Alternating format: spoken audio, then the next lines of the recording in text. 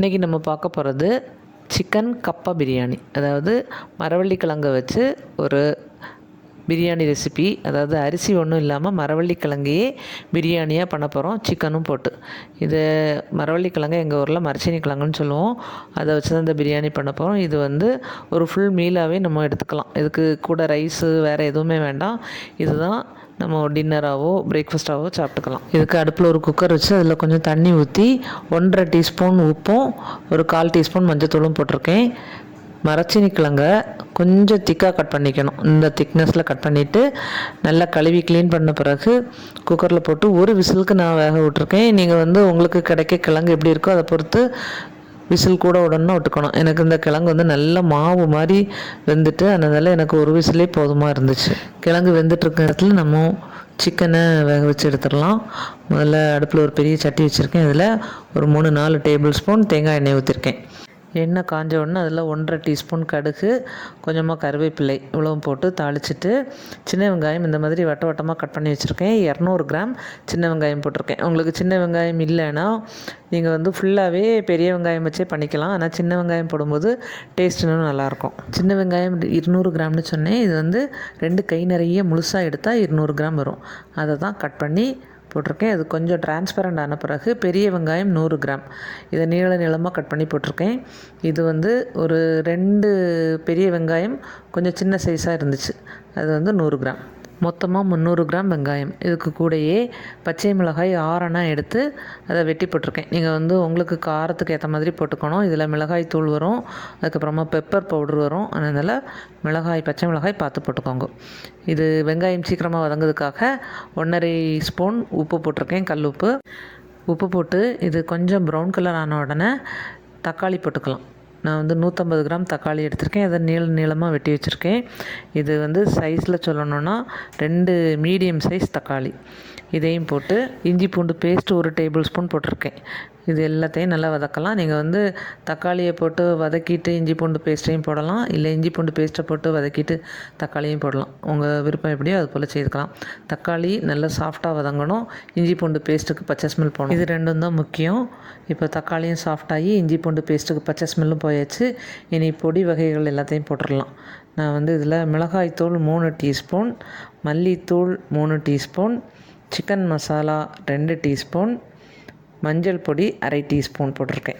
பொடி கரியாமல் அடி பிடிக்காமல் இதை ஒரு 2-3 பிரட்டிட்டு வேணும்னா லேசாக தண்ணி தெளிச்சுக்கோங்க. அதுக்கப்புறமா நம்ம க்ளீன் பண்ணி வச்சுருக்க சிக்கனை போட்டுடலாம். இந்த சிக்கன் 650 கிராம் இருந்துச்சு.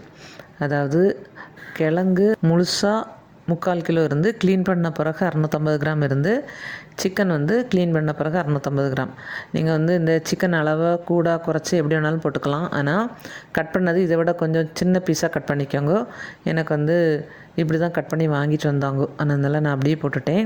கொஞ்சம் சின்ன பீஸாக கட் பண்ணி போட்டாச்சுன்னா தான் சாப்பிடும்போது நல்லாயிருக்கும். சில்லி சிக்கனுக்கெலாம் கட் பண்ண மாதிரி, ஆனால் எலும்போடையே அப்படியே கட் பண்ணி வாங்கிக்கோங்க. இப்போ அடுப்பை சிம்மில் வச்சு அதை மூடி வச்சுட்டேன்.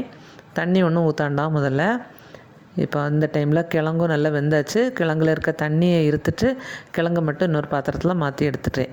இந்த தண்ணி நமக்கு வேண்டாம், அந்த தண்ணியை தூர ஊற்றிடலாம். இப்போது சிக்கன் சிம்மில் வச்சு மூடி வச்சு 10 நிமிஷம் கழித்து தான் திறந்து பார்த்தேன். இப்போ கொஞ்சம் தண்ணி ஊற்றலான்னு தோணிச்சு. அதனால் தண்ணியை ஊற்றி நல்லா மிக்ஸ் பண்ணி விட்டுட்டு தீயை கொஞ்சம் கூட்டி வச்சு மூடி வச்சுட்டேன். இனி சிக்கன் நல்லா வேகணும், தண்ணியும் ஓரளவுக்கு ட்ரை ஆகணும். அது வரைக்கும் இதை இடையில திறந்து கிண்டிகிட்டே இருக்கணும். ஒரு 10-15 நிமிஷத்துக்கு மேலே ஆகும். உங்களுக்கு சிக்கனில் ஊறுக தண்ணியே கணக்காக தான் இருந்துச்சுன்னா தண்ணி ஊற்றணும்னு அவசியம் இல்லை. எனக்கு தண்ணி பத்தலை, ஆனதுனால தான் நான் தண்ணி ஊற்றினேன். இனி இடையில திறந்து கிண்டிகிட்டே இருக்கலாம். ஒரு 10-15 நிமிஷம் கழித்து சிக்கன் நல்லா வெந்த பிறகு நம்ம வேக வச்ச மரச்சீனி கிழங்கையும் இதுக்கு கூட ஆட் பண்ணணும். அந்த டைமில் உப்பு காரம் எல்லாம் செக் பண்ணிக்கணும். செக் பண்ணிவிட்டு இதில் உப்பு காரம் ஏதாவது போடணுன்னா போட்டுக்கணும். கடைசியாக மிளகுத்தூளும் போடணும். இப்போ சிக்கன் நல்லா எனக்கு கொஞ்சம் தண்ணி நிற்கி, உங்களுக்கு தண்ணி இல்லைன்னா கொஞ்சம் தண்ணி ஊற்றிக்கணும். இந்த டைமில் தண்ணி ஊற்றதா இருந்தால் தண்ணியை நல்லா கொதிக்க வச்சுட்டு ஊற்றுங்கோ. பச்சை தண்ணி ஊற்றும்போது அதுக்குள்ளே டேஸ்ட் கண்டிப்பாக கம்மியாகும். ஃபைனல் டச்சப்பாக 1.5 டீஸ்பூன் மிளகுத்தூள் போட்டிருக்கேன். நீங்கள் காரத்தை பார்த்துட்டு அதுக்கு கணக்காட்டு மிளகுத்தூளை போட்டுக்கோங்க. போட்டு நல்லா மிக்ஸ் பண்ணி விட்டுட்டு ஒரு 5 நிமிஷம் இந்த ரெண்டும் ஒன்றோட ஒன்று சேரதுக்காக வெயிட் பண்ணி அடுப்பை ஆஃப் பண்ணுங்க. நேரம் கொஞ்சம் கருவேப்பிலையும் கொஞ்சம் பச்சை தேங்காய் எண்ணெயும் ஊற்றி மிக்ஸ் பண்ணி மூடி வச்சுட்டு 5 நிமிஷம் கழித்து எடுத்து சுட சுட சர்வ் பண்ணுங்க.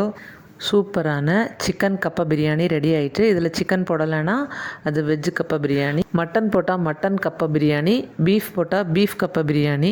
மசாலாவை மட்டும் அதுக்கு ஏற்ற மாதிரி உள்ள மசாலாவை நீங்கள் போட்டுக்கணும்.